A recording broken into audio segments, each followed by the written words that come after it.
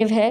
गैविस्कॉन एक एंटासिड और acid reflux reducer है। इसमें सोडियम आल्जिनेट, सोडियम बाइकार्बोनेट और कैल्शियम कार्बोनेट मौजूद होते हैं जो एक्सेस स्टमक एसिड या जितना भी ज़रूरत से ज़्यादा स्टमक एसिड होता है उसको कम कर देते हैं, न्यूट्रलाइज कर देते हैं और एसिड को स्टमक से वापस मुंह तक यानी एसोफेगस में आने से बचाता है, जिसकी वजह से ये हार्ट बर्न यानी दिल की जलन, इंडाइजेशन यानी बदहजमी में रिलीफ देता है, एसिड रिफ्लक्स यानी एसिड का मुंह को आना, एसिडिटी यानी तेजाबियत के लिए बहुत ज़्यादा इफ़ेक्टिव है।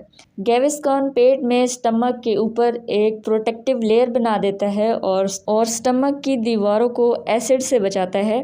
गैविस्कॉन सिरप फॉर्म में अवेलेबल होता है और इसमें एक गैविस्कॉन सिंपल लिक्विड आता है पेपरमिंट फ्लेवर में, जबकि दूसरा इसमें गैविस्कॉन एडवांस लिक्विड आता है।